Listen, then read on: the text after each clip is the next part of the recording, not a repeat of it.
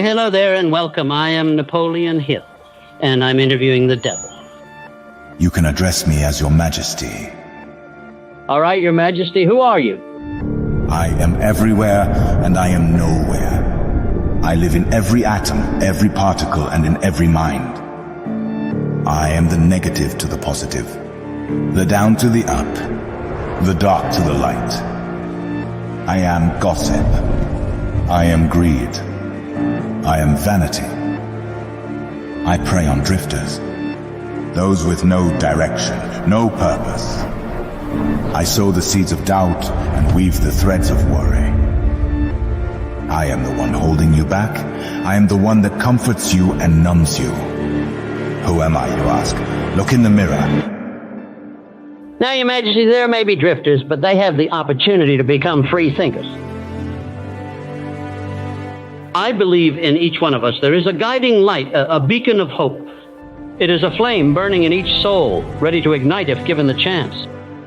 It resides in the hearts and minds of all individuals awaiting realization. There is potential in all of us. Outwitting your inner devil. From drifter to leader.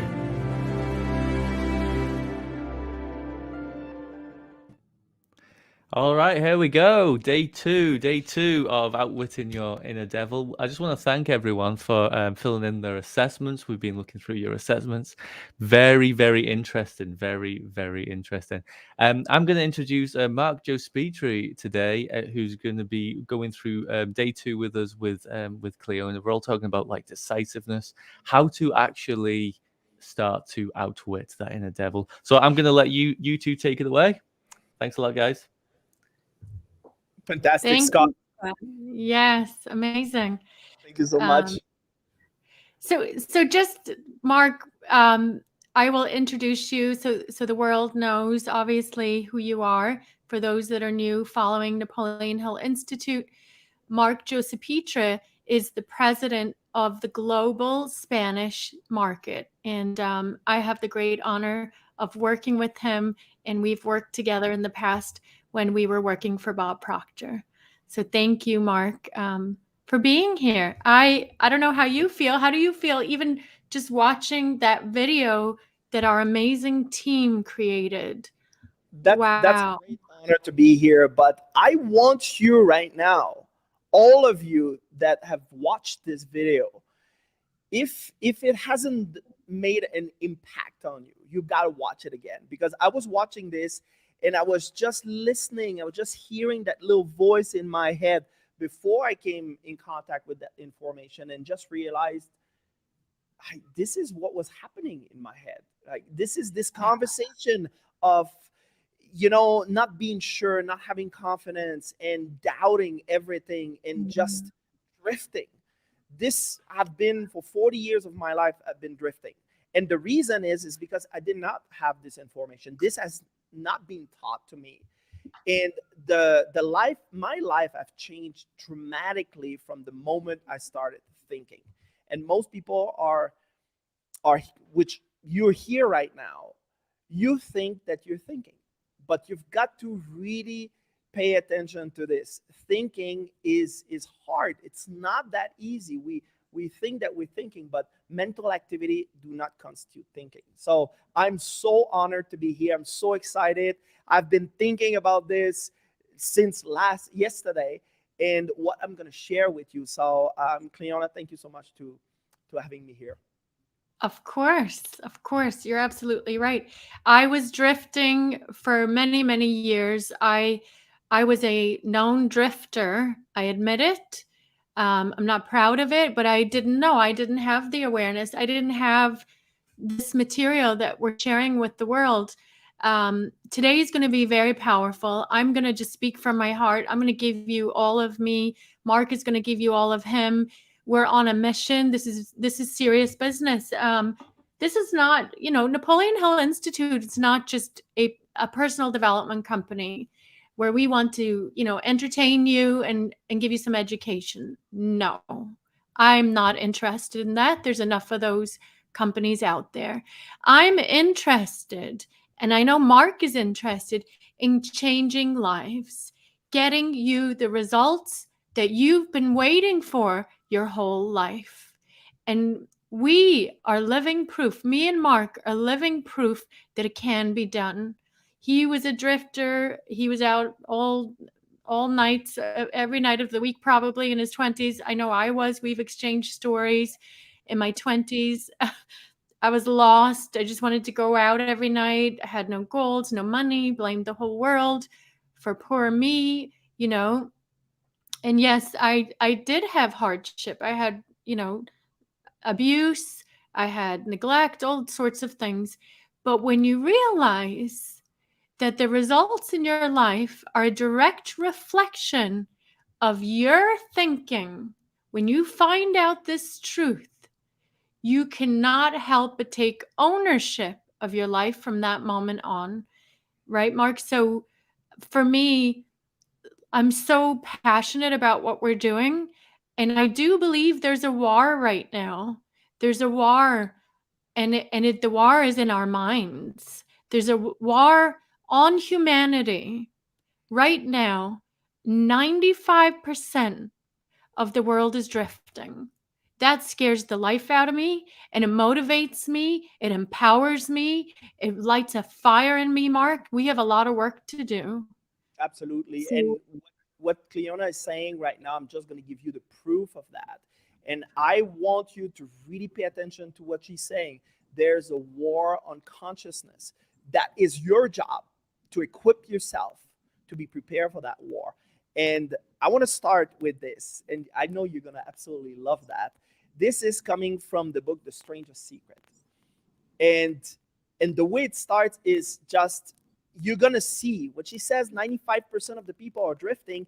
I'm going to tell you exactly where those numbers are coming from. So let's take 100 individuals, right? And who starts even at the age of 25. That might have been your case. That was my case. When I was 25, I was seeing the world that I'm going to conquer everything. I'm going to do everything that I want. I'm going to be rich. I'm going to do all of those things. Do you have any idea what will happen when they will be 65? So the 100 people who all start even at the age of 25 all believe they're going to be successful. And if you're not 25 yet, you have that thought. I had that thought. I know my wife had that thought. Cleona had that thought. If you ask any one of them if they want to be successful, they will tell you they did. You would notice that they are eager towards life. There is a certain sparkle in their eye. And this is what you're going to see as well. When you're a non-drifter, when you are a leader, there's a spark in your eye. Life seems like pretty interesting adventure to all of us, right? When we were 25. By the time they are 65, only one will be rich. 1 out of the 100, so it's 1%.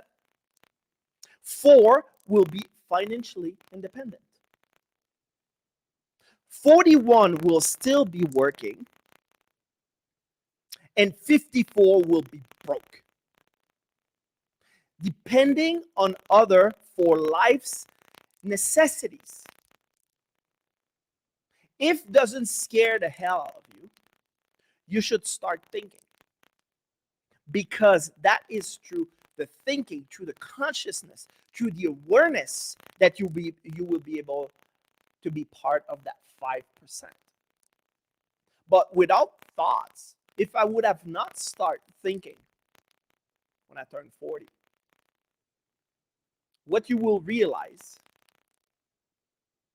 is that you will be part of that 95%. Either you will still be working at the age of 65, which I think you should be enjoying. And if you work, you're working because you want to, not because you have to. And then the 54%, which are broke, depending, and that was the case of my mom. She was depending on my sisters in order to take care of her financially, and as well physically. That is your responsibility. So what Cleona is saying right now, it's a necessity that you start thinking, and that you're taking the information that we're having here and you're taking action. Because we're sharing a lot of good stuff with you. But if you're not taking action, if you're not moving into action, well, that's just going to be another knowledge that you're going to pile up on top of everything that you've learned so far and that you're not applying. Yes. What do you think about that? This analogy from Earl Nightingale about all of those people which are so eager at the age of 25 to move forward toward that life, that they're having dreams, and because they're not thinking, all those dreams are crumbling, and they just are part of that 95%. I mean, it's a waste of life. It's a waste of life. I believe we're spiritual beings in a physical body. Okay. I've been studying this material for over 15 years. And anybody on here, you can argue with me all you want. I have 100% evidence that this is true. I have 100 million% evidence that these principles work. And when I realized I was a drifter, it shook me. Like I said yesterday, I was shook. And I said, I will never, ever allow my thinking to be controlled again. And even today, there's comments in the chat here on Facebook where people are drifting. Like someone saying about Napoleon Hill lying, about meeting Andrew Carnegie. My friend, I can't wait to show you the picture of him with Andrew Carnegie before the event is over. And so that for me is drifting. Where do you get your facts from? You read it on the internet somewhere? Where do you get your facts from? Where do you make your decisions from? Who's controlling your thoughts, right? Make decisions based on facts. Make decisions and follow people who have what you want. It's an epidemic. There's over 95% in the world wasting a life because they don't have a purpose. And we're going to talk about that today, Mark. We're going to bring up some of the key points here that you need to know. If you're not a drifter, then you are a leader. What's the opposite of a drifter? It's a leader. You're a leader. You were born to lead. The world is crying out for leaders. There's enough followers. Right, Mom? There's lacking leaders. Look at what's happening with our government. Look at what's happening with the people in charge. They're not leading. I don't know what they're doing, but obviously they're drifters. We can see that.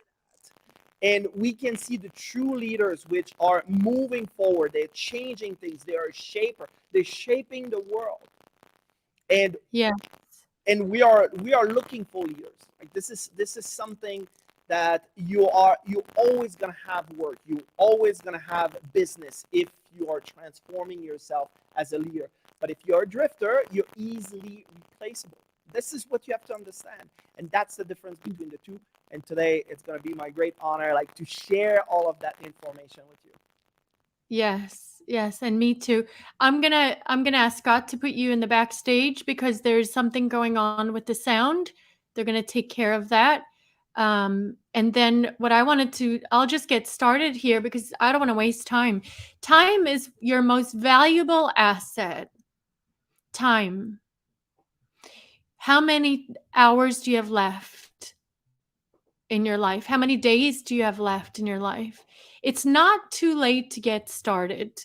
It's not too late. The good news is, even yesterday, talking about the attributes of a drifter and how the devil, the man-made devil, whatever you want to believe in, controls drifters. I want you, whoever's watching this, I've been thinking about every single one of you today, this morning. I say, how can I get this into them? How can I help them understand? You were born a leader. You were born a leader. You had some conditioning, your environment, your family, your culture has implanted conditioning into your subconscious mind. And you have to be really, really honest with yourself. You got to take a good look in the mirror, like I have, and I do every day. And to change that conditioning, we're going to show you, you were born a leader. Every one of you were born a leader. That is the truth. And we have to change these statistics from 95% of drifters. And it starts with making a decision. It starts with making a decision. So I'm going to bring up some key points here for you. I'm going to bring up my slides. And I want you're going to, there's a few things we want you to do, okay? And watch this over and over again. You were born a leader. I don't care if you're a woman, you're a man, I don't care what country you were from. You were born a leader. You forgot because of some conditioning, some habits and beliefs. Okay? Now, my job and Mark's job is to remind you of who you truly are. Because I had to remember who I was when I was drifting, when I had no money, when I was crying and praying and begging God to give me a sign, show me what to do. I had no money. I had nothing.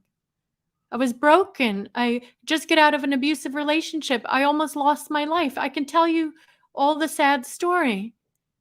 But my life, your life, is a reflection of the quality of your thoughts. Your thoughts are the cause. Your life is the effect. So you look around at every area of your life, and I don't care how much money you make. I've worked with billionaires, multimillionaires, you name it. I've worked with the stay-at-home mom. I don't care. Look at your life and be really honest. Are you leading yourself in your life, in all areas of your life, or are you not? Now, today you're going to learn the opposite of a drifter, because I want to hang out with leaders. I want to make a change in this planet before I leave. And I bet you, if you're really honest with yourself, so do you. So do you. What's the point in coming to Earth and just drift along and get a little job and not do much worthwhile? What is the point? Do everything with greatness. There's a power that flows to and through you and me. It's the same power. We all have access to this great infinite power. You can call it God. I call it God. You can call it source, infinite intelligence, whatever you believe in, energy, whatever you want to call it. That power flows to and through each and every one of us. And as we wake up in the morning and we open our eyes, we get to choose where we're directing our thoughts, our thought energy. And if you're not directing your thoughts, who is? And that's why the results in your life are not the way you want them to be. It starts with your thoughts. And I'm going to bring up Mark whenever he's ready. We're going to go over some points for you. So yesterday you got your questionnaire. If they haven't done the questionnaire, we recommend that you do it. It's an assessment. Be really honest if you're a drifter or not. So let's look if the sound is better now. Much Right? better. Fantastic. You know what happened? I think your microphone was a drifter. Yeah, we just got rid of it, right? We cannot allow drifting into our life. So, because if you're drifting, what's gonna happen is that you are going towards failure. If you're on a boat and you're drifting, you're gonna hit rocks, you're gonna hit something, you're gonna drown at the end of the day. This is what's happening. This is what we saw from The Strangest Secret, from Earl Nightingale, what he's saying, that out of the 100 people, only 5 will live the way that they were imagining. So that is your responsibility. You've got to decide.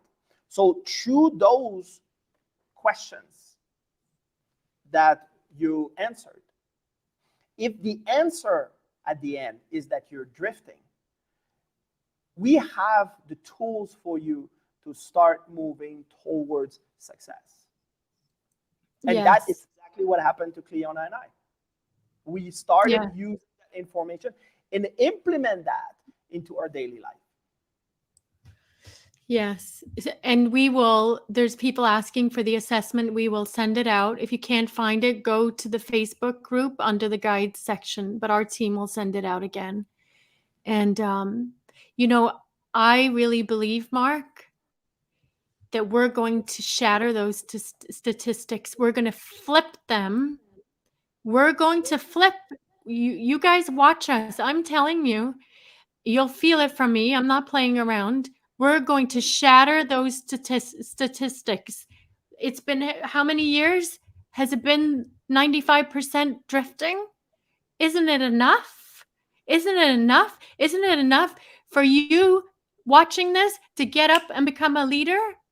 If I can do it and Mark can do it, you can do it. Honest to God, they could have called me, I was a loser. I was a loser. I was a victim and I was a loser. I admit it. We need leaders, Mark. And that's what I love about you. Right now, what you're saying, Cleona, is very important. You have to be brutally honest with yourself. If you're drifting and you're not realizing that you're a drifter, and you're answering the question and then you're just giving yourself the space so that you're not turning out as a drifter, you're not helping yourself. You're not giving yourself the true answers that is required. Because I remember my wife told me once, I was feeling sorry for myself and I was feeling as a victim and poor me. And she said, you've got to stop feeling sorry for yourself. And she was really mad at me.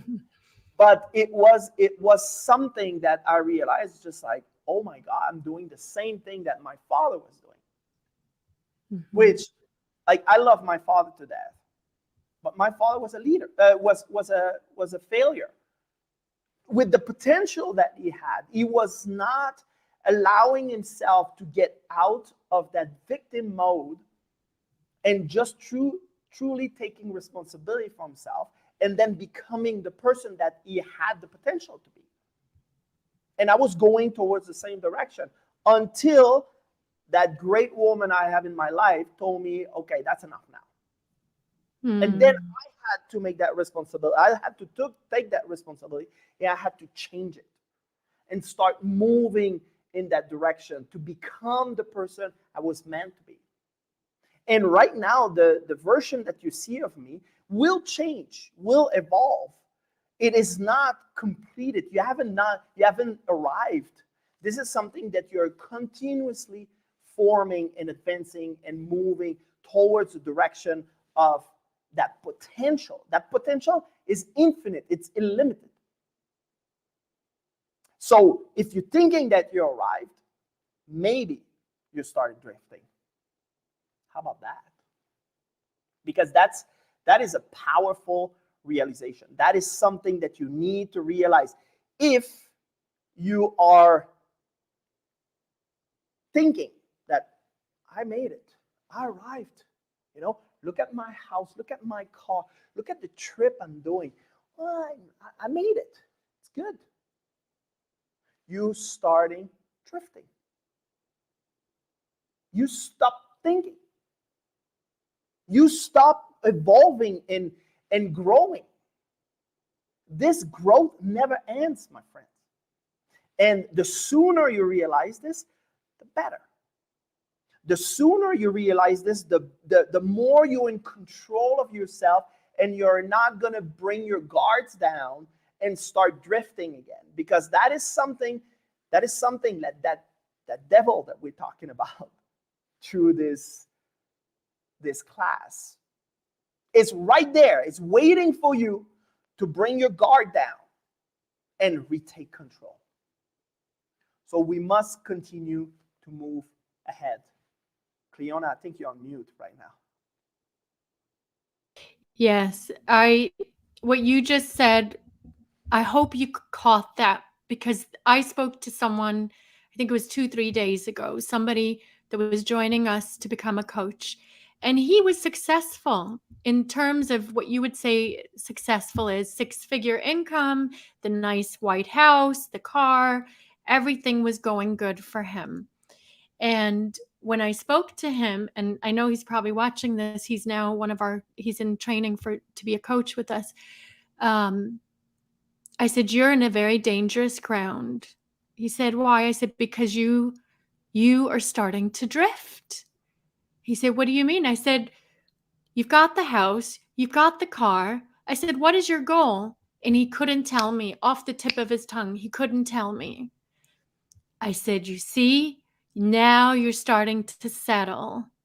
And this is what happens. Guys, I want you to understand, when you go from poverty and you hit your first 6 figures, which we'll show you how to do that. But once you get to your first 6 figures, there's a dangerous playing ground where you can start to settle, because you start to live this nice life. You think you've got, just like Mark said, there's a dangerous playing ground right there and you can start drifting. I almost did that, Mark, when I made my first 6 figures. I remember, oh, look at me. I got the car now. I've got the money. And my ego almost came right in, and the devil almost got a hold, and I caught it. I caught it because of my mastermind, the people we work with. I had a coach, my group. I caught it. So it doesn't matter what stage you are in life, you're susceptible to drifting. You could be earning millions of dollars, billions of dollars, and you're susceptible to drifting if you're not spiritually connected and you don't have a definiteness of purpose. And that's what we're going to go over today. I'm so glad you brought that up, because it's not just the people that are just getting started. It's the people that have already had a transformation that are very susceptible to drifting. And that is probably where it's the most dangerous. And I love that you just said that, because I've seen so many people with great results and they have everything. One person I did talk to and was aspiring to be a leader into one of the largest company in the world, and because of having a wrong mental attitude and a wrong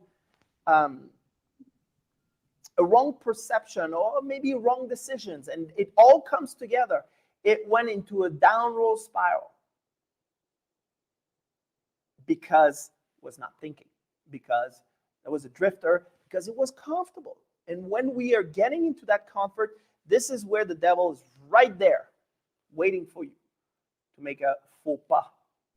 Yes, waiting to catch you.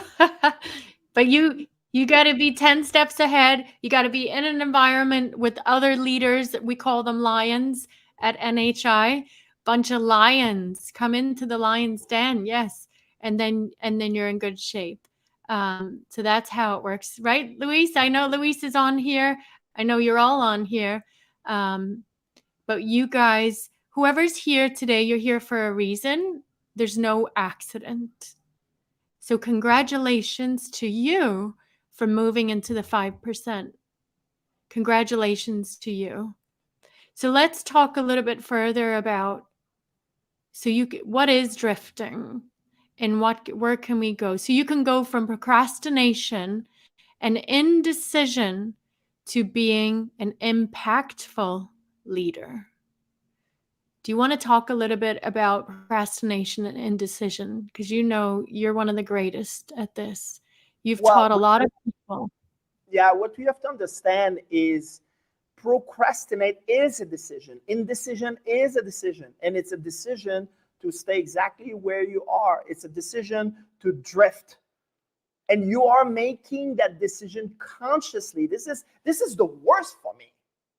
It is absolutely the worst because you're consciously deciding to drift by not making that decision based on the goal. And we're going to talk about this a little further on how do you establish a definite purpose, because you got to have that purpose, and people do not know how to do that. So if you do not have that direction, well, you're drifting. If you do not have that clear, defined goal, you're drifting. Cleona was just talking about this. She was just saying, you know, I met this person, 6 figures, the good car, the house, the everything. And then when we ask, because I did ask that question so many times for so many years now, because this is my livelihood, and I asked, so what do you want? People can't answer that. They cannot answer a simple question, what do you want? And if you're waking up and you're not clear about what is it you want, you're probably drifting. You're probably extinguishing fire. So you're waiting that the fire comes, and then you're extinguishing that fire, and then after you just go, ah. And then there's another fire coming, and then you're extinguishing that fire. This is not being a leader. A leader is ahead of the pack. A leader is taking initiative. A leader is cooperating with other people. A leader is always looking at the bright side of things. But if you are just extinguishing fires, you are 2 steps behind all the time. Because if you're a leader, in the first place, there's no fire. Now, is that going to be emergencies? And is that going to be something happening when you are a leader and you're thinking? Absolutely. But you're not letting this control you. You have a full-on control on yourself, on your thoughts, on your action, on how that you are speaking with other people. So when those things are coming, you're taking a pause, you're observing, and then you make decision. You make decision quick. You're not into this, I'll do that later. Because that fire, if it doesn't get, because I'm talking about no emergency, okay? There's a fire coming, which that's just life. You are taking action. You are making decision to making sure that this is not happening again. That is what a leader will do. So that way, you are ahead of the game. And Cleona was saying 10 steps ahead. That is when you're a great leader. You can anticipate what will happen. And then you're taking decision to make sure that those things won't occur. And then you're steering the boat into this beautiful flow. That is your responsibility. But if you're drifting, what you have to understand is this is a habit. This is a habit that you've learned probably from your parents. Bless their heart. They didn't know any better. Like my dad didn't know that he was a loser. And again, I say this with all respect to my dad because he did what he could with what he had. But nobody was there to help him to change his mindset. So what he did is he gave me a great lesson. He helped me to understand what was happening. And my wife came on top of it and really showed it to me. This assessment that we ask you to do. Because sometimes it has to come from someone else. You cannot see it yourself. Right? Like if you look at the video in the beginning, the devil was saying, look in the mirror. So if you develop that habit of being a drifter, we can overcome that. And we have to create new habits and new beliefs.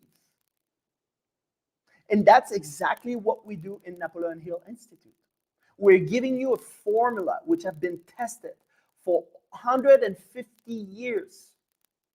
because Napoleon Hill was not the person that came with this. Like, that was this person earlier that says like, oh, Napoleon and Andrew Carnegie never met. We'll show you a picture of that. We'll show you a picture of both of them together. But that formula, Andrew Carnegie used it and then gave a challenge to Napoleon Hill to put it together as a way, as a methodology. And we have this methodology now in our possession that we can teach you how to use. And millions of people have used this methodology to transform their life, to create fortunes. And you can do the same. Because if I've done it, if Cleona's done it, if our late mentor Bob Proctor, which he was saying, I was a loser, my life was going nowhere, and I was 26, and my life changed like that. I went from earning $4,000 a year to $175,000 in 1961.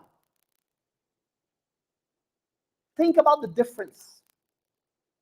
What $175,000 in a year was worth in dollars of today. That is your responsibility. Nobody's going to do it for you. Now, we will help you. We will give you the tools. We will push you. We will motivate you. We will encourage you. We will do anything in our power. But you have to do it yourself. You have to do it. Nobody's going to do it for you.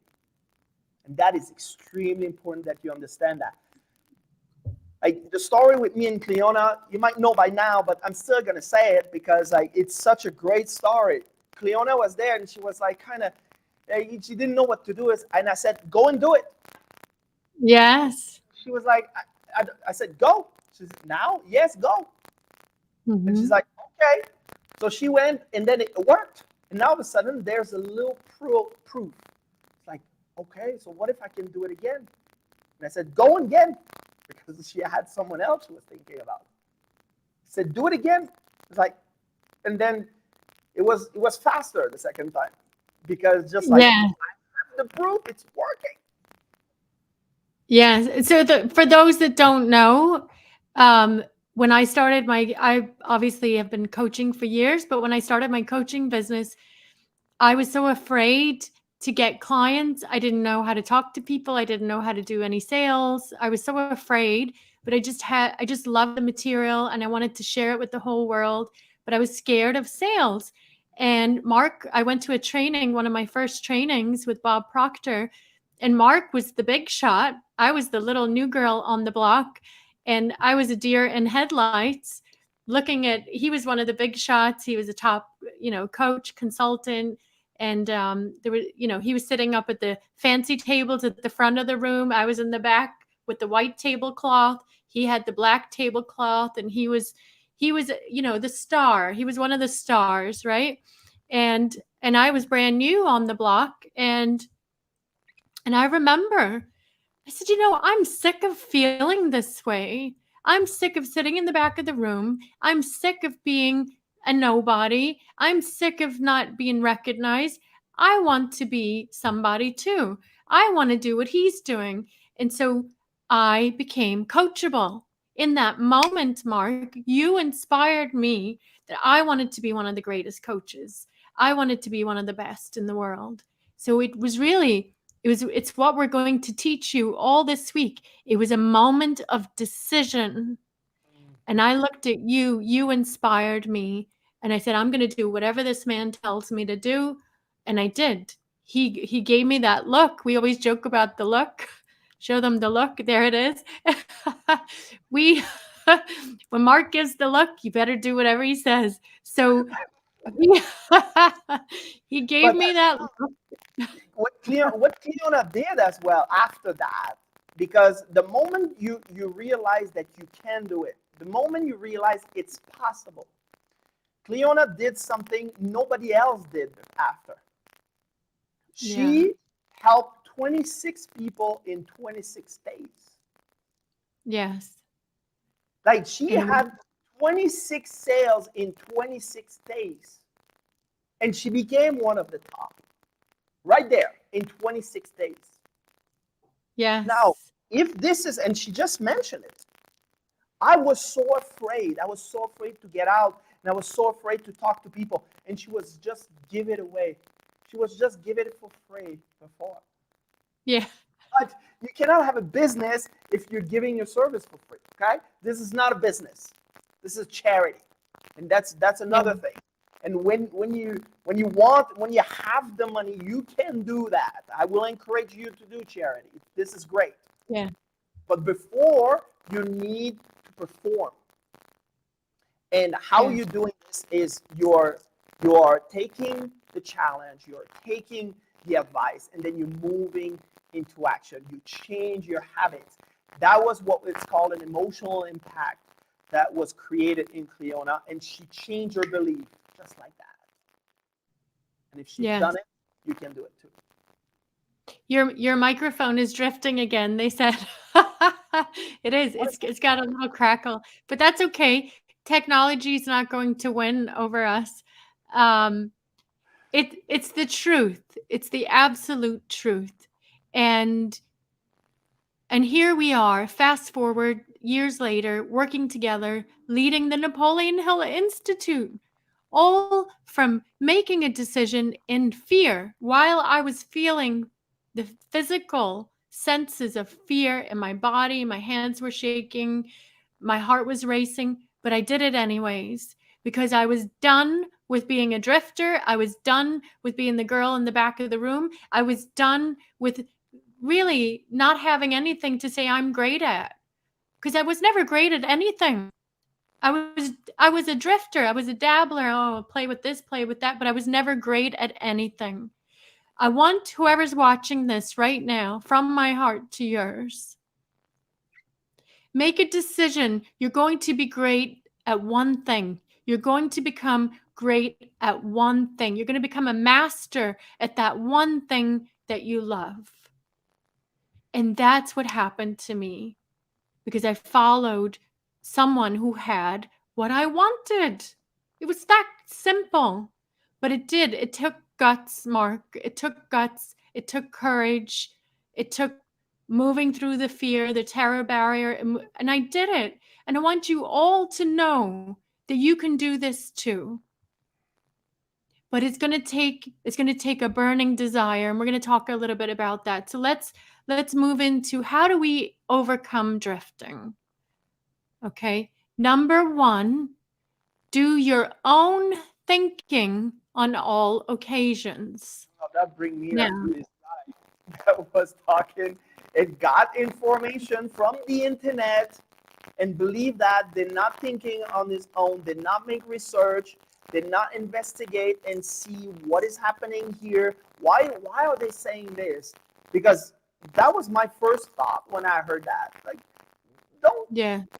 don't fool yourself. We know about it. We're very aware about that. Yes. But Mark, I'm gonna ask Scott to put you in the back room to check your mic again, because there's a loud crackling noise. But we'll bring Mark back. See, the devil's trying to play with us. It's okay. We're gonna win. So number 1, do your own thinking on all occasions. Okay. If I had have listened to other people when I became a coach, they told me I was crazy. What am I doing? And now look at my life. Imagine I had to listen to them. Oh my God. Wow. Number 2, just like Mark said, you decide definitively what you want from life. What do you want? Go into a room by yourself, away from your friends and family. Close your eyes. Visualize yourself into the future. Ask God, ask Source, whatever you believe in, infinite intelligence, show you a picture of you into the future. This will be your vision. And when you have your vision, write it down, what you saw, and then write down what you want. And then you create a plan for attaining it. And you must be willing. Now, I made a plan, but I had to be willing to sacrifice everything else. And if necessary, sacrifice everything else. I sacrificed my family turning against me. I said, either you support me or you don't. And they had nothing else to say. I was willing to sacrifice people not talking to me anymore. I lost friends. They thought I lost my marbles. I'm not out anymore, going to the whatever, the nightlife. You know, when I went on this journey, it was a lonely journey. But boy, am I grateful that I did it. Boy, am I grateful that I have followed my own heart. Your own heart. You get one shot at this lifetime right now. You make a decision. What do you want? Be willing to sacrifice. Okay? And you will face defeat, but it's not permanent. This is where persistence comes in. Okay? You must persist. You must. Now, this is so important, Mark, as you know, as we grow. It's not a straight road up. It's a bumpy road up and down. That's part of the journey. And when you face defeat and you face adversity, know this, that it's coming to you for a reason, to make you stronger. Because I didn't get this strong by accident. I got this strong by going through adversity, through pain, through heartache, through my marriage falling apart, through everything you can imagine. I went through it, but it made me a strong woman. And that's why I'm not afraid, right? How's the sound now? Oh, beautiful. Oh, thank God. So what I wanted to say is that you will be challenged. Yes. You will be challenged. And this is one of my favorite chapters into the book Think and Grow Rich, because it says that you have to pass the persistent test. And that is coming from the temporary defeat. If you would have seen how my business was in the first couple of years, I mean, my wife could testify on this. It was not pretty. It was not pretty. Like, everybody sees the tip of the iceberg. Now you see me here, and then you just, oh my God, like, you know, this is so amazing. This has been manufactured through persistence, through those temporary defeat, through overcoming the drifting, because there's everything that tells you, let's go back to the comforts, way easier. You know, let's go back into partying. There's no effort into this. But if you're doing the advice, if you're taking the advice, and I heard Ice-T saying this. No, that was Ice Cube. Sorry, like, I mean, I'm bringing like my youth right now to the table. Ice-T and Ice Cube. If you're not willing to spend 5 years of your life not earning a quarter, if you're not prepared to do that, do something. And I thought about it, and I was thinking, it's just like, actually, you know, if you want to be a rapper, like that was their case, you know, and NWA was revolutionized the industry. Well, I can guarantee with you that for a long time, they didn't earn any money. That was not their purpose. They were doing things because they loved it, because they were passionate about it. And if you want to become a coach and you're passionate about sharing this information, come with this intent. What I can guarantee you is, like, nobody will be able to take this away from you, because you are preparing yourself. You are polishing. Yeah, you polish your craft. You're getting better at it every single day. I remember my very first, oh my God, like, I'm thinking about that and I want to cry. I remember my very first meeting for a client, and I just signed up. I'm brand new. I'm a brand new coach. And the person is coming to me and says, I made research on you online. I haven't found a thing. I was like, no, you're not gonna find anything about me online. Like I'm not there, you know. And that was the reason why it didn't work with me, because that was nothing he could find on me online. And in my head, just like the information I have is so powerful. You have no idea what you can do with that. But no. And I remember going back home, and I had my head down and thinking, oh, maybe that was a mistake. Maybe that was a mistake. But that was part of those temporary defeat. This is part of the process. Embrace it. Embrace it. You're building your muscles for the woman or the man that you were meant to become. Because if you ask for these big dreams, these big goals, this big vision, it's going to take a different version of you who has what you want. So that's part of the process. It's the truth. And the next item on our list here is very, very important, dear to my heart. And this is especially for drifters. Be willing to render useful service equal in value to the material things you demand of life. And do it before you expect anything in return. There's not many people that do this. Okay? You have to be willing to render useful service and give of you whatever it is you're good at, useful service, useful products that you create, and do it and not expect anything in return. Like when you give, don't expect in return. Do it from your heart. Do it from your heart. And these are the material. If you want to have a lot of money, then give a lot of service. Money comes from service. How much people come to me to be coached and they say, oh, the money's not coming in. I'm like, well, what are you giving? Well, I haven't done this and I haven't done that. Well, then where's the money going to come from? What have you given? Money comes in return and reflection of the service you've rendered. It's so simple.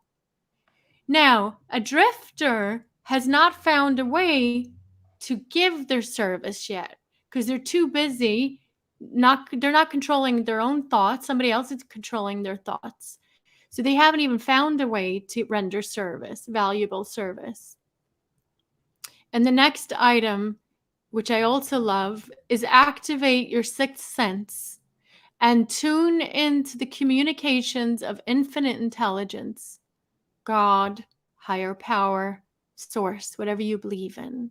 Everything I do now, and I'm sure you do too, Mark, I do from my intuition. I make decisions based on what I'm tapping into, just like Edison did when he created the light bulb.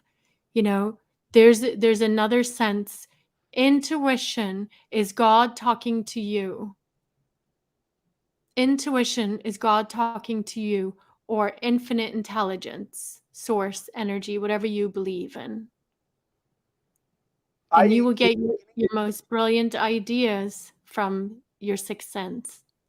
In the beginning, Cleona, I had this challenge with God. And if you would know a little bit of my story, there was a reason for it.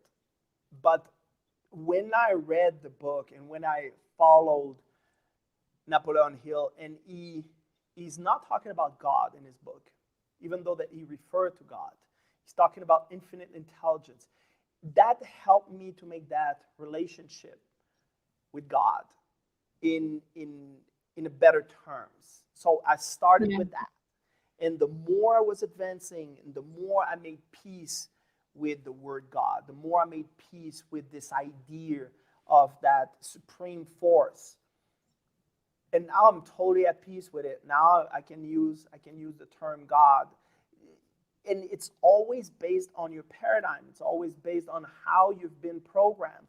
If you're coming from a background which is Catholic, and that that's the way that it is, and if you're not doing this, you're going to be punished, and all those things. Of course, you're going to have some, a little bit of challenge. And we're not saying that God and infinite intelligence and Buddha and Allah is better than, no, that's not what we're saying at all. Is in this teaching, what you have to understand is your belief. If you can integrate this with the teaching, it is a perfect match. It's englobing, it works together. And the moment that you can do that, and you can ask for help, you can ask for guidance to that part, your life, like, you're never walking alone. You always having someone next to you, walking next to you, accompanying you, like, in towards that goal that you are looking for. That's absolutely beautiful. Yes, I love it. I love it. I'm never alone. I'm never alone. And if I can't solve my problem, like, logically, then I go and I meditate and I pray. I ask for a sign every day. If I look for my sign, I get it, or I get an idea. I'm like, okay, that's my next step. Okay, I tap in, I get my next step. Everything we've done, I've done by listening to my guidance. That's why we're here. That's why you're here. The Napoleon Hill Institute was relaunched after how many years? Decades, because I followed my sixth sense. And when you learn this, you won't know if you're new to this. You're going to have to study every day. You're going to have to work on your programming, and then you will hear your intuition very loud. So I wanted to just bring up something from the book intuitively using my sixth sense. Okay. So in the book, Outwitting the Devil, which is this book that was hidden for so many years, it was so controversial, people were afraid to talk about the devil. So Hill talks about, in the rest of the book, we already went over what a drifter is. Okay, we can go deeper into that, but honestly, I don't want to put much energy into it. Do the assessment and be honest, okay? So Hill discusses the 7 principles to attain spiritual, mental, and physical freedom. And we're going to go through it right here in some of these slides. So number 1 is definiteness of purpose. You must have a purpose, a definite major purpose. Number 2, mastery over self. This is what we're talking about. Be willing to sacrifice, making quick decisions, the way you think, control your thinking at all times. Number 3, learning from adversity. Number 4, controlling your environment and influence. Who are you surrounding yourself with is very, very important. Number 5, time. Are you using your time wisely for goal-achieving activities? Are you wasting your most precious asset? Number 6, harmony, which is acting with definiteness of purpose. And number 7 is caution, thinking through your plan and taking action. Before you act, think through your plan and then act. So, and on the last item here, we just touched upon, which is investing your most valuable asset. And the only one you own is your time. Outright. Are you? Yes. Can you talk a little bit about this? Because I love the way you use your time. Yeah, it's a challenge. I have to say it's a challenge, but this is something that you have to master. You have to master how you are managing your activities. And just listen to what I'm saying. I'm not saying mastering time. You cannot master time. My mentor gave me probably the most powerful lesson when he was talking about this aspect, and he was saying that you cannot master time. Time is time. You've got 60 seconds in a minute, 60 minutes in an hour, 12 hours in 24 hours in a day, but you have like that 12-hour block where that you can really work. What are you doing during that time? What activities are you managing? So for me, and this is something, it took me a long time to be able to understand that. But if you can master your activities, that's what you need to master.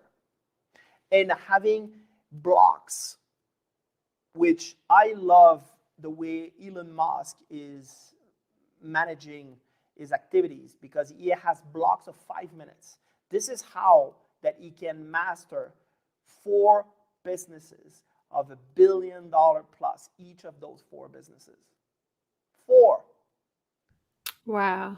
9 Wow. kids, 3 ex-wife, and all of his activities on Twitter. Imagine, okay? So you've got to have a very clear, defined agenda. And this is how that you can master your activities and you can manage that aspect, and then being able to have all the time in the world to live the way you want to live. That is a skill, and I invite you to really look into it and spend some time to think about how you're going to do that. It's so important. Like even the word, so you can't manage time, like you said, but you can manage your activities, which comes from the word action. So you're really managing your action throughout the day. What is your action? And so I use my action now. I've defined I'm only going to do what I want. And what I want is aligned with my purpose and my children. My children are my priority. And then this is my second priority. It's my labor of love. It's why I'm here. It's my purpose. I'm here to be a mom and I'm here to love my children, but I'm also here to inspire and create leaders. I know that for a fact because the world needs us, right? So how do we overcome drifting? Recognize that fear is a filler. Pay attention. This is the truth. Fear is a filler. It's used by the devil to occupy the unused portions of your mind so that he can grow destructive thought habits. Now pay attention to that, the unused portions of your mind. Why would you have any unused portions of your mind? It's because you're not filling it with what you want. You're not busy filling your mind with the thoughts and the actions of what you should be doing and what you want. You can also avoid, and that you can avoid and cure this state of mind by filling the space it occupies with faith. The opposite of fear is faith in your ability to make life provide you whatever you demand of it. So I'm going to pass the next one to you. Well, I just want to comment on that part because that is very important, that you occupy the unused portion. What it says here is you've got to be absolutely obsessed with that goal, with that vision, with that want. When you obsess, and if you look at everybody that you admire, everybody that you are following, everybody that are very successful, they are absolutely obsessed about what they're doing, their goal, their vision, where they're going. So there's no unused space. There's no space for thinking about the things that they don't want, that it's not working. None. There's no space for that. And if someone comes with some ideas which is not aligned with that, those people are discarded. Those people are moved aside because they're not a match. They're not fitting with that vision and that direction that you want. So it's very, very important that you're filling your mind and you become obsessed about what you want. Okay? Yes. You saturate. Excuse me. Go ahead. Go ahead, Mark. All right. Pray without begging. Like you gotta pray, but you're not begging. You're demanding what you want of life and insist upon getting exactly that with no substitute. So there's no B plan. You're not thinking about a B plan. I remember I'm going back to my college year where that I was studying radio television in college, and my director there was always saying you must have a B plan. And I remember that it bothered me at that time, and I did not understand why. But what he was saying is you need to have a backup when you're doing this, because if there's a technical problem like the sound, for example, You need to be Yes. able like, to have someone taking over. You need to be able like to have a track ready to or a jingle ready, so then you can fix the problem. Okay, so that's what he meant. But when we're talking about your goal and your vision and the direction that you're taking, there's no B plan. There's no second. You're not second guessing. You're not asking for, oh, if this is not working, I'm going to do this. No, absolutely not. This is the direction we're taking. And if you truly want it, it's going to happen. It might not happen in your terms and in your time, but it's going to happen. Yes. So make sure that you're continuously going and then you are asking for it. You're not begging for it. You're asking for it with this belief and this confidence that you deserve it. And it's going to happen. Yes. Yeah. That's why when I pray, I give thanks for already receiving what I want, because that's an act of faith. Okay? It's an act of faith. Why would I get on my knees and beg? Why? If I have faith, then I know I can have whatever I want. I know God will provide. It's that simple. We're not beggars. You know, we're here, we're children of the divine. You can say whatever you want. It's the truth. And so why would I beg if I'm a child of God? You know, my children don't have to beg from me. They just tell me what they want. We'll find a way to get it if it's, you know, good for them, of course. So that's the way to look at it. So refuse to accept from life anything you don't want. If something you don't want is forced upon you, then refuse to accept it. And your mind will make a way for the thing that you do want. Don't settle. That's what that means. Do not settle. I'm looking for a house right now. I thought I found the one. I went to the bank, got everything lined up. I went to see it yesterday. It's not good enough. I'm not settling. I'll wait until I find the one. Be careful what your thoughts dwell upon. If you take one line from me this week, please take this line and hold it to your heart and write it down and put it everywhere. Put it on a sticky note, on your computer, on your phone, everywhere.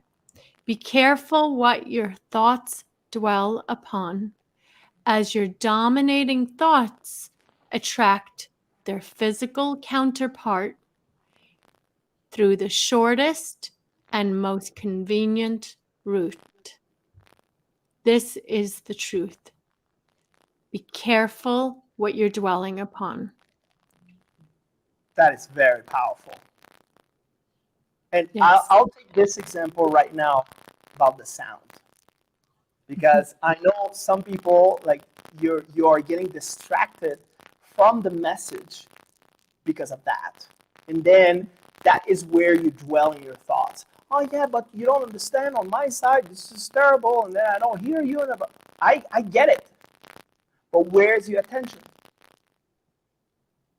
And that is a perfect revelation on the difference between going towards what you want and using whatever, like in having that distraction, trying to bring you away from it, or you're bringing your attention. And I know it's annoying, because it's annoying for me too. I get it. But at the same time, I must remain here, focused, giving you everything, regardless if technically it's not helpful, right? So I think that this is a great example of what is happening right now. So we can really start thinking, okay, where's my attention? Is my attention is on the information, or my attention is on the problem? Or I'm looking for a solution. So what Mark's doing right now, he's exercising his will power. His will, one of your higher faculties. Leaders have a strong will. Drifters, they fall apart at the sign of any kind of adversity. They give up, they quit. Oh, it's not working. So a non-drifter is a leader. Leaders make decisions. Leaders have strong will, like Mark. Leaders don't get distracted. They stay focused on the job at hand. They stay focused on their purpose. Successful people make decisions quickly as soon as they have all the facts, and they change their mind slowly, if at all ever. Unsuccessful people make decisions very slowly. I know so many people like this, and they change their mind often and quickly. I'm going to tell you 95% of the people are making decisions very slowly. Yes. And change their mind all the time. Oh, you know what? Oh, I talked to this person. No, it's better if I'm not doing it. And then talk to someone else, and then someone else give them another opinion. And they never ask experts. They're asking all kind of different people, and we have all kind of different information, and it creates more confusion. What do you want? What do you want? That's the only thing that matters. And all your decision needs to be aligned with what you want. Everything I do is aligned with what I want.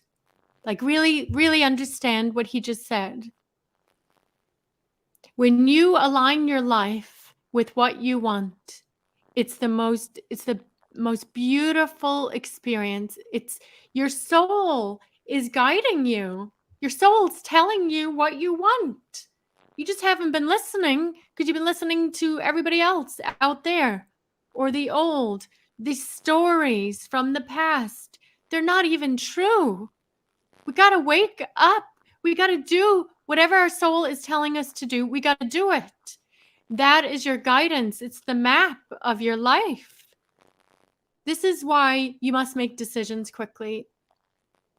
And the best way to stop procrastinating is to do it now. W. Clement Stone. This was his phrase, Mark, as you know. Do it now. How do you operate with that? When something needs to be done, are you waiting? Are you asking other people before? Maybe in the past, I know you don't do that now, but I want to ask you, how are you making a decision? Are you, you know what, I'm going to go first to do grocery, or I'm going to take this chat first, and then you take your phone and pay attention, because this is something that we do systematically. There's something that you need to be doing, you go towards your phone. Distractions. You're not letting yourself move in direction and take action right here, right now, towards what you know you should be doing. You know that action is in line with your goal, and yet you're not doing it now. And that is probably one of the reasons why you don't get the results that you want. So it's very, very important that we are developing that consciousness about those little crutches that we have that distract us and bring us back into the comfort zone. So there's someone in the chat, in the comments, Victor Yaraduno. He has a great question, and I'm going to address it right now because I think it's going to help a lot of people. So thank you, Victor. He said, when you're referring to what we want, are you talking about what we aspire to do or the material things that we want? So, Victor, I'm going to tell you right now, when you aspire to be the person that you've always wanted to be, you will have what you want. So, for those that you're new to this, you don't know what you want yet. You just don't know. You don't have goals yet. If I came to you right now and I gave you $10 million, each and every one of you, here's $10 million, it's getting wired to your bank account right now. What would you do? Apart from going shopping and all those things, right? What would your labor of love be? You've got $10 million in the bank now. What would your labor of love be? That is what you're supposed to be doing. That's who you're supposed to be. And then you will have the things that you want. Remember, money and things and material things come in a reflection of service. And you're supposed to be serving your gifts and your talents. Victor, you were born with specific gifts and talents that I probably don't have, and I'm probably not good at it. Be that person. Find a way to serve them and give them away. Then you'll have the things that you want. Okay, this is so important. This is so important. So thank you to Victor for bringing that question up. So Napoleon Hill suggests that the best cure for drifting is rendering useful service to as many people as possible. Just like I said, give your gifts and talents away to as many people as possible. And that's what you did to me, Mark. You kicked me out of the nest to go serve as many people as possible. And it's really interesting because we have Scott, which is here, and yesterday we were sharing that I did the same thing with him without even realizing it. And he says, you know, I didn't want to speak in front of the camera. I didn't want to speak, you know, out loud. And then you pushed me. You wanted me I invited him into my podcast, and he wanted to have the questions I'm going to ask him prior. And I said, there no, it is. There's no questions. We are getting live right now, right, Scott? Yeah. Do you know what? So I was talking to Mark before, and I always, every time someone says Mark Jones Petrie to me, I always imagine someone pushing me off a cliff. So every time I think of you, Mark, that's the cells of recognition in my brain. Now, what Mark did, I was a tech guy. I'd never done like a podcast before, so I phoned up Mark. He asked me to come on his podcast when I started working for Bob, and I said, I'm really nervous. I don't want to do this. And I said to him, ask me all the questions. You tell me what questions you're going to ask me before you do it. I said, no, we're going live right now. And it just, and that's what he did. He forced me into that situation. And now, because of that, I never ever want to know the questions before I go live. And that's what you did to me, Mark. You pushed me off that cliff. And that's what I always say about you to everyone. So yeah. It's all about, and it goes with what we're talking. Thank you, Scott. It goes about with what we're talking here, is that you've got to render useful service. In this case, I didn't know that I was doing this with Scott, which now, you know, is one of our master teachers, one of our principal teachers here at Napoleon Hill Institute. And sometimes you need that. You just need to move out of your comfort. And you're not going to find your purpose in your comfort zone. I promise you that. That purpose is going to be like very uncomfortable. You're going to get out. You have to get out of your comfort zone. Yes. And that's what we did. That's what we did. I don't know why, but the sound is playing games with us again. So I don't know what it is. I think it's your power, your ultimate power is affecting the the sound. But so let's go back to what Napoleon Hill said, and I love this. I created this acronym PPA: purpose, plan, action. Purpose, plan, action. Remember, I told you, go away. See the vision of yourself into the future. If I gave you $10 million, what would you be doing? What would you love to do? What lights you up? What do you love talking about? What energizes you when you talk about it and you're so passionate about it? What are you good at? These are the questions I want you to think about today. And then you will discover your purpose, just like I did. Then you will create a plan. And you will move into action. And that's when your life changes. You see, for people that are saying, how do I avoid distractions? You have distractions because you don't have a goal. You don't have a real definiteness of purpose. When you have a definiteness of purpose, you'll get out of bed. There'll be a fire lit in you every day that you will have a beautiful obsession about. because you know there's people depending on you to deliver your service and your products. You know that you have a purpose on earth. You won't be able to stop. And if you don't have that burning desire yet, it's because you haven't discovered your purpose, your definiteness of purpose. There's only 5% in the world that are leaders. And some of the qualities that they possess, let's go over. A leader is always engaged in taking definite action backed by a definite, well-organized plan. Okay, very important. The plan will usually change, but you get a plan. Just get a plan, the first plan, and you move through it. If it doesn't work, you change the plan. You never change your purpose. You just change the plan of how you're going to do it. Number 2, a leader's sense of purpose is evident in the tone of his voice, the firmness in his step, the gleam in his eyes, and the quickness of his decisions. You will feel it. You see how I'm speaking, how Mark is speaking, the way he walks. When he was in New York, he had this walk. We even took a video of it. He's a leader. Okay. Remember your walk that I filmed in New York? Yes. Can you hear me good? Yay. It's amazing. Okay. Yes. There's always a way. There's always a way.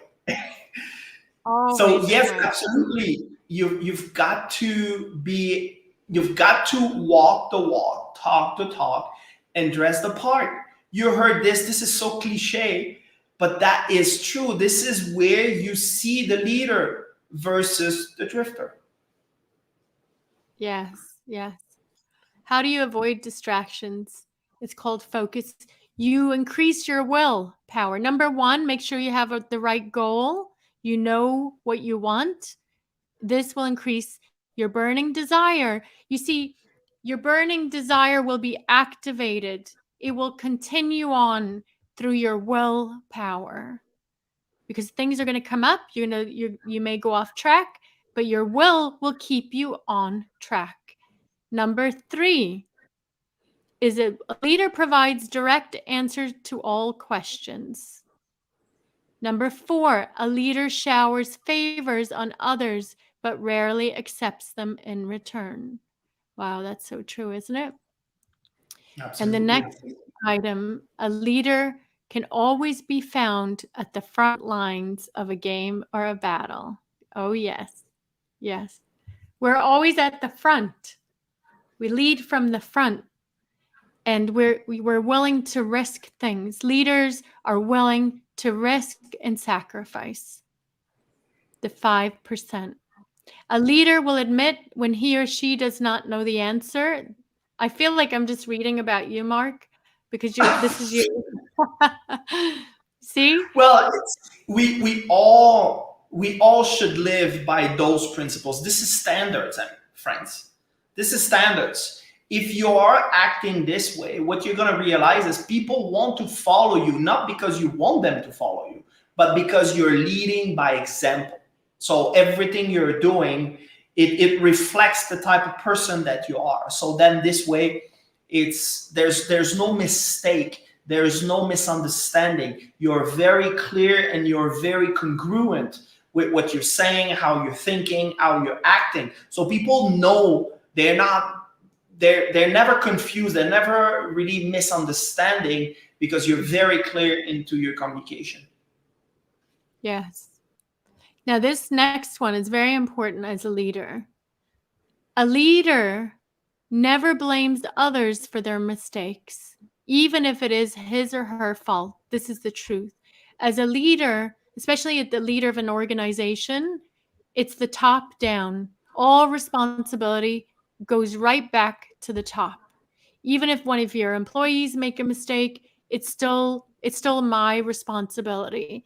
As a leader, it's my responsibility because it means I didn't lead my team the right way. I didn't set the expectations the right way. The leader is always to blame. But what I love about being a leader is you're strong enough to carry it on your shoulders. Mm-hmm. You become strong enough, and you stay humble, admit when you're wrong, and take responsibility. It's a great way to live. What I want to say with this, Cleona, because this is so good, you talked about responsibility. The moment you take responsibility, what you have to understand is it gives you the power to change it.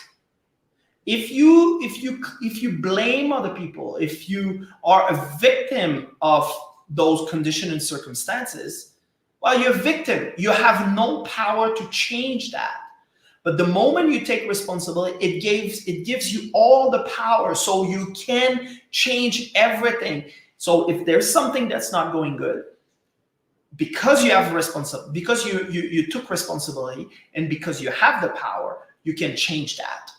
And that, my friend, is extreme power. And I know it sounds, and it might sound a little bizarre what I'm going to say, but what you're going to realize is that the moment that you can have this power with yourself, this is the way that you can serve better, right? Yes. So you're taking full-on responsibility. Yes, yes. And you're free because you have, You're free. You're free. A leader is a go-giver. He or she is characterized by high achievement that trickles down to others. Like, that's so true. Like, I want everyone in the organization to prosper. I want to give everyone everything their heart desires. This is true. A leader is a great source of inspiration to others, whereas a drifter does not think for themselves. A leader exercises the right to independent thought in all areas of life. They view it as freedom to celebrate and protect above all else, just like we said. It's freedom. They view it as freedom to celebrate and protect above all else.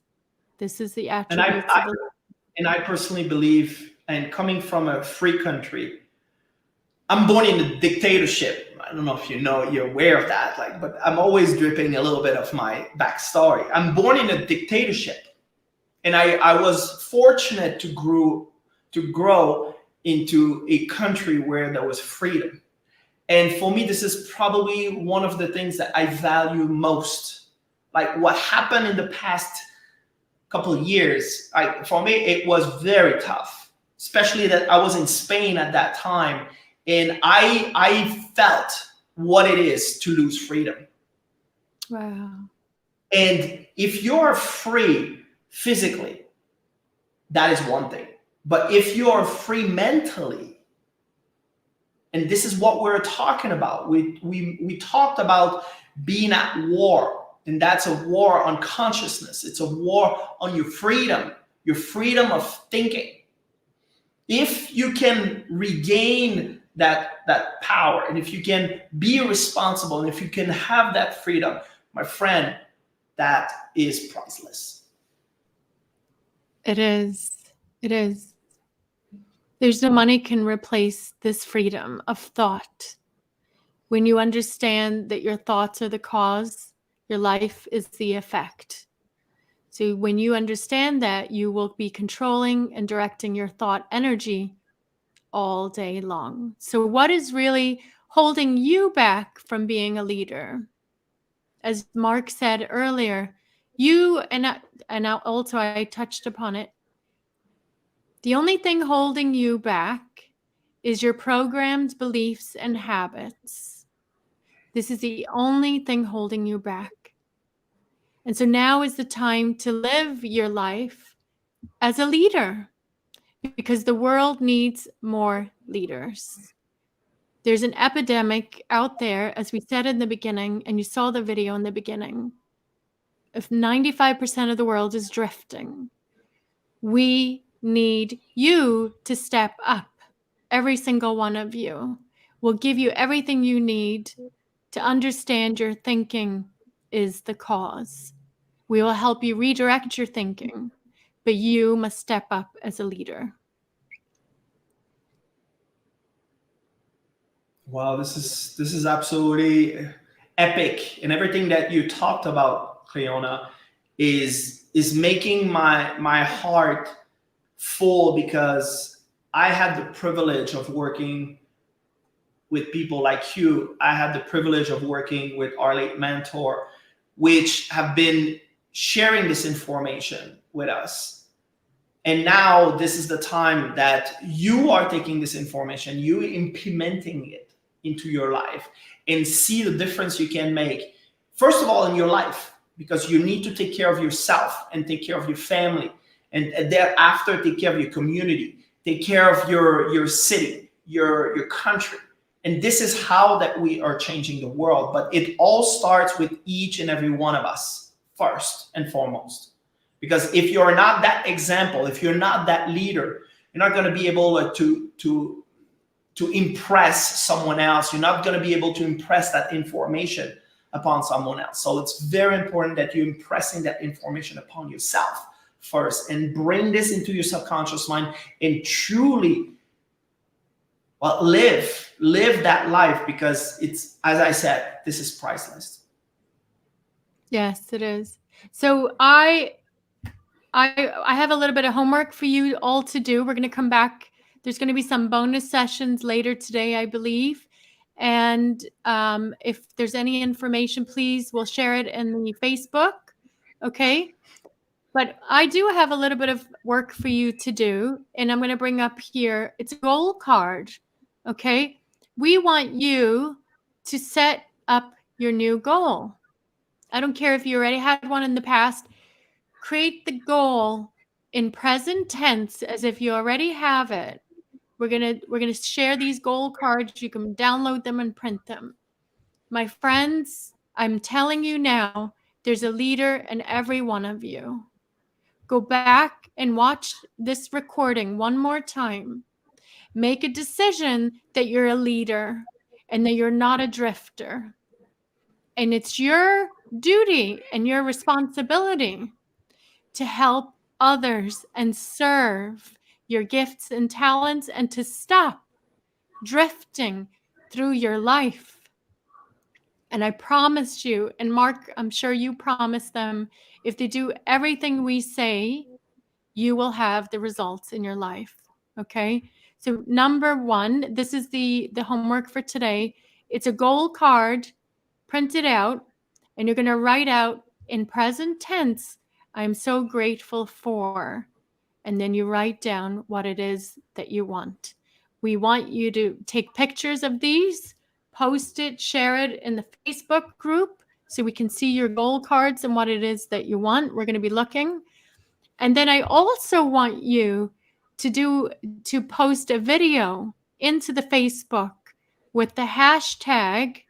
You can do it in the private Facebook, or you can do it public, but we want you to do a video about when you were a drifter. Tell a story and do the hashtag when I was a drifter. Okay? I'd love to see some of your stories. I'm going to go look at the videos today, and I'm going to be looking at your goal cards. Is there anything else, Mark, that you want to leave everyone with? Just look, I want you to watch this video in the beginning again. I don't know if we can show this video of when Napoleon talks with the devil, because yes, that is so powerful for the mind to realize that this conversation that Napoleon has, which he says, "Call me your majesty," it's so powerful, because that is this part of you which is drifting, which is in control. And we want to go away from this. We want to transform ourselves into a leader where that has no influence on ourselves anymore. And I don't know if you remember what Scott was sharing with you, like that little writing when Napoleon says that he forced the devil to confess. And I thought that was brilliant. That's a brilliant thinking, because he was literally probably thinking with his inner devil. That what he was doing. He was talking with his inner devil. So this part of him, which was keeping him into that comfort zone, not letting him to be the inspiration that and that potential that we all have inside ourselves. So make sure that you're doing those exercises and see how powerful this can help you to transform and to shift and to become that leader that we so much need in this world. The world needs you. The world needs you. And we're going to help you step into the leader that you were always meant to be. So this is the work. Thank you so much, Mark. Thank you for everything. Thank you for your patience, for the sound. And I thank all of you for sticking here, even though that it was not necessarily the best experience. But at the end of the day, this was a great lesson, because we have to look at where is our attention. Yeah, it actually was. It was a gift when you look at it that way. So find the good in everything, just like Napoleon said. Find the gift, find the opportunity, find the lesson. For me, it was a lesson in strengthening our willpower and our focus onto what's important. And what's important is the message. So do your goal cards, do a video when I was a drifter so I can watch them. Mark's going to be looking. Our whole team's going to be looking on social media to see what you've posted. We're going to put the video back on now so we can really tap into the message that Napoleon left for us. And when it comes to outwitting the devil, I will see you all tomorrow, same time, same place. Thank you, Mark. See you all soon. Thank you. Bye-bye. Hello there and welcome. I am Napoleon Hill, and I'm interviewing the devil. You can address me as your majesty. All right, your majesty, who are you? I am everywhere and I am nowhere. I live in every atom, every particle, and in every mind. I am the negative to the positive, the down to the up, the dark to the light. I am gossip. I am greed. I am vanity. I prey on drifters, those with no direction, no purpose.